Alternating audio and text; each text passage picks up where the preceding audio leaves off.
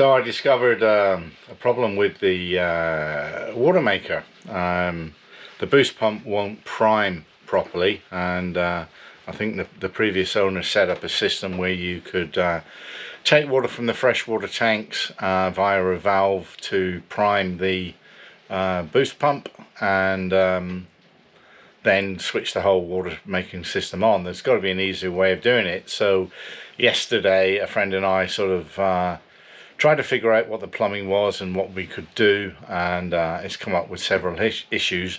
There are other ways of plumbing it, which we're going to attempt, but it also means changing the way the flush system works as well. But during the process of doing that, which we've not tackled yet, we also discovered that the aft shower sump wasn't working.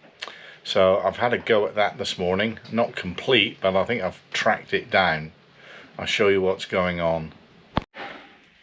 So there's the shower sump. The pump actually works. I've taken the hose off, and the pump pumps water, which is fine. Followed it through to the through hull, opened the through hull. Thought there was a blockage there, but I undid the 4 screws on the top of it with the through hull open and closed, and water comes in, seawater comes in, so it looks like the through hull is clear.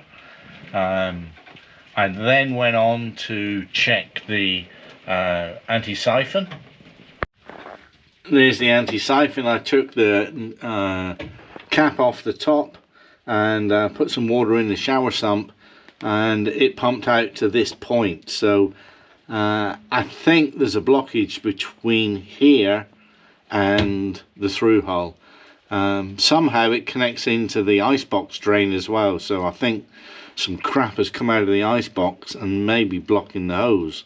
So I've got to take the hose off now, but as with hoses, I can't get the bugger off, so I'm going to have another go now. So I managed to get the hose off eventually. Let's give it a try and see what happens.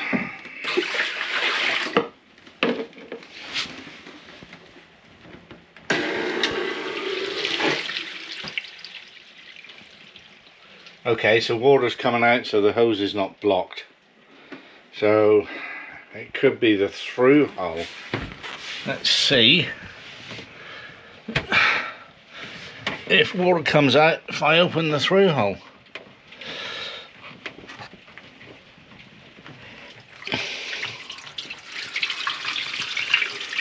Yes, a lot. So the through hull is not blocked. So why doesn't it pump out? That's weird. A mystery. Wow. So I've reconnected the hose to the through hull and see what happens now.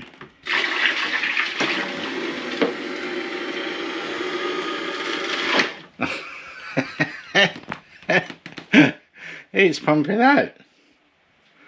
Well, that is a complete mystery. I have no idea why it wasn't pumping out before, but it's solved. Don't know how I did it. Well, let's hope the same situation applies to the mess of the water maker, which I'll attempt to do maybe tomorrow. So today is the day I'm going to start on the water maker, replumbing it because the boost pump won't prime. First thing first was to take the water pump, the boost pump out, as it was leaking, which I did yesterday, and I'll show you what the problem was. So there's the water pump out, and it was leaking through here, which meant a seal had gone, and once I took it apart it became obvious why the seal had failed. Here's the seal, very specific, and this little whether it's stainless or mild steel, I don't know, fits in here to apply pressure onto the shaft.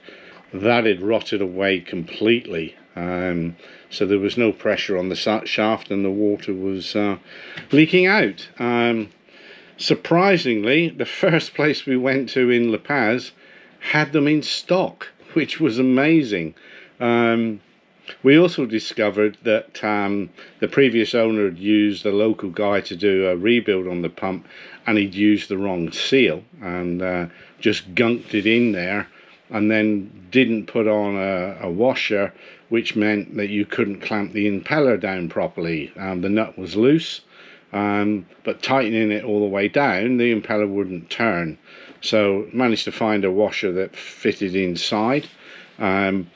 This ring, which supplies pressure, won't actually last very long in the salt water. So we changed this for a O-ring to apply pressure. So the O-ring goes inside of there, and put it all back together, and it's working like a champ. Haven't installed it to see whether it's leaking, but from what I can tell, it's clamped on there fairly tight, probably about the same pressure as this squeeze on stainless steel ring would apply.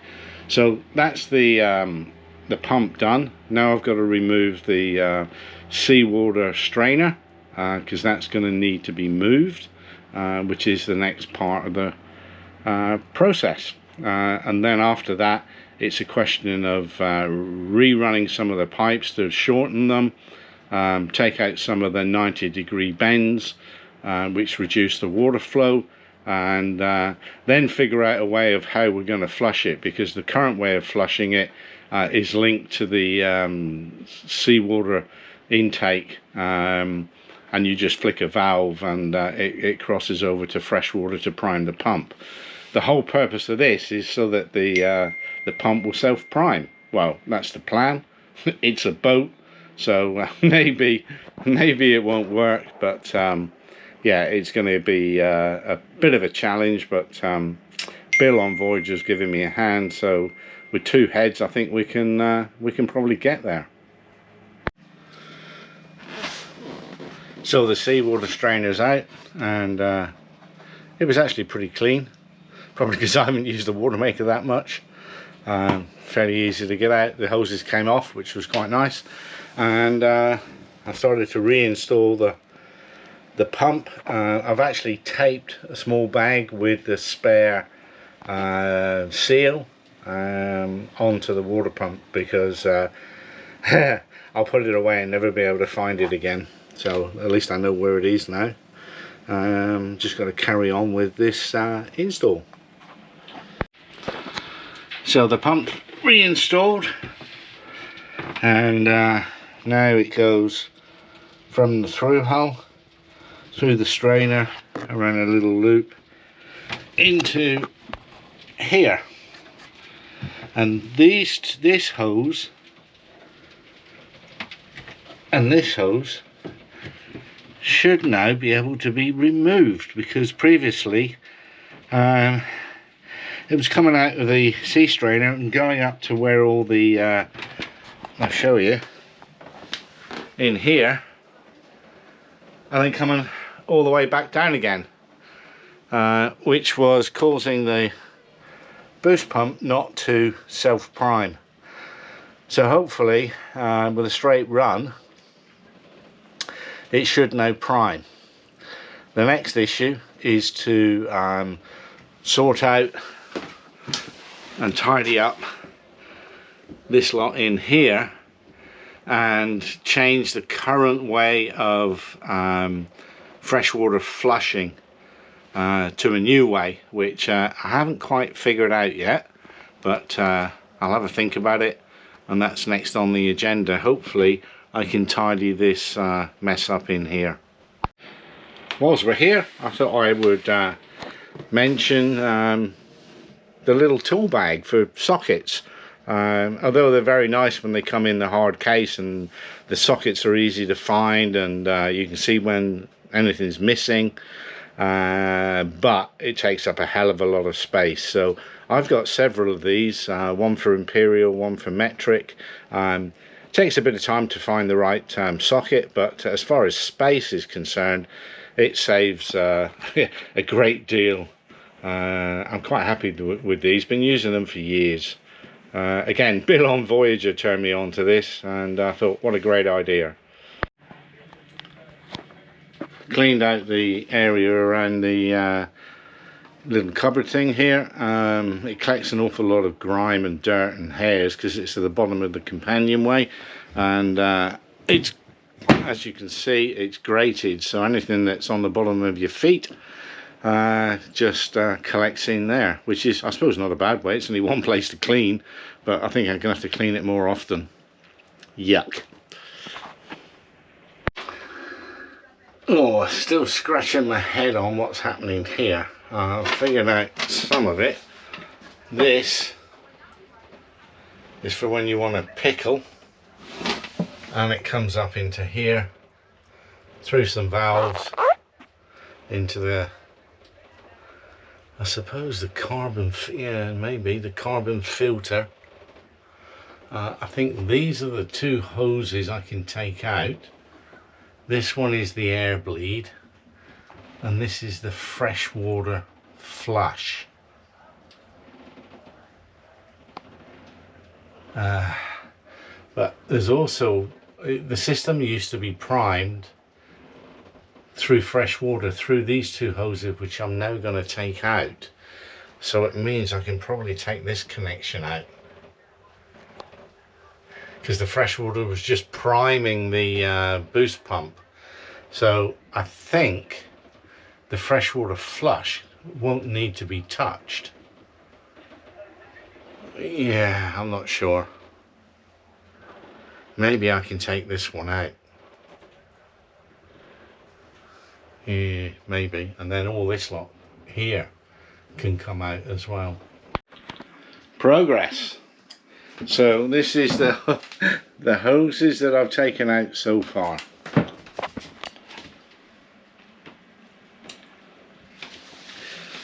And these hoses were taking the seawater all the way up to a valve, and then all the way back down to the pump, which no wonder it wouldn't prime, because it's about 2 feet higher. And I've also removed this as well. This was the join. Getting there slowly, and it's starting to look tidier under here, which is a good thing. Bit more to do. This is the pressure gauge off the boost pump to make sure there's pressure through to the main pump, which is actually mounted in the engine room. I'm going to move this and mount it by the control panel for the water maker. It'll save me opening up the engine to check that there's pressure in the system.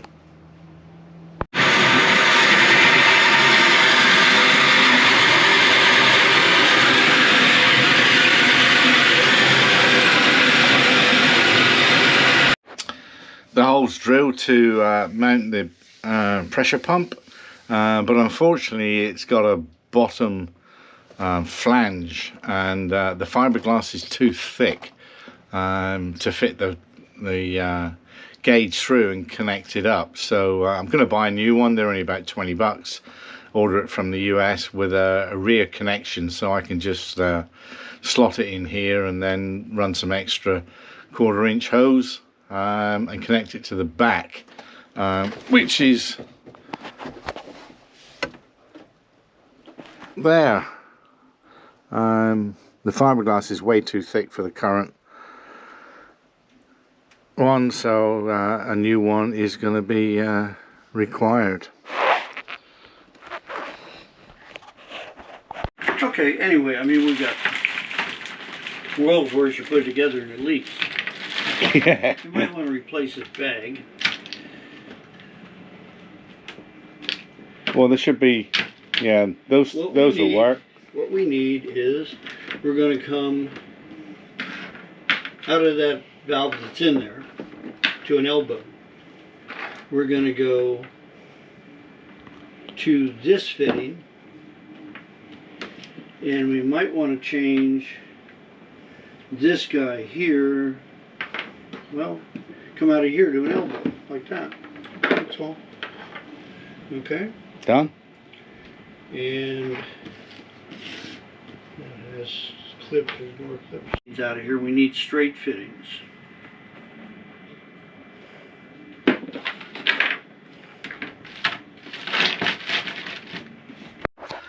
So everything has been reconnected, and I'll try and explain what's happening and what I did with the help of Bill.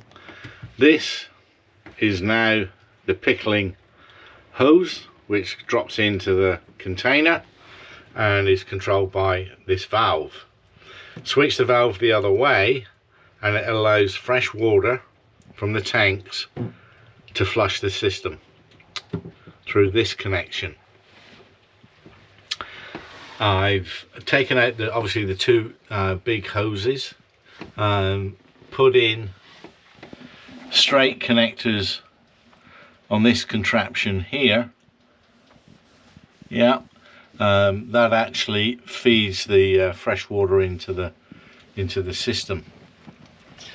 So now it's a lot simpler to actually operate. I've shortened this hose and raised it up, and this is the freshwater system for the toilet, so it's no longer hanging down below.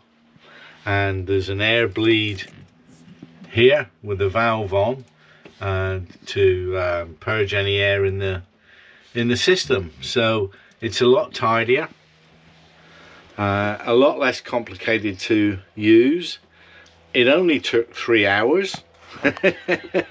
Bear in mind it's a boat, but getting the old hoses off and with a heat gun, and then putting rerouting everything and putting them all back on took a fair while, which if you own a boat, you know, something that should take 10 minutes actually takes an hour. But I'm quite happy with the result of it all. Haven't actually tested it yet. There'll be some leaks, I'm sure, but it's all in place, and this folds up nicely out of the way.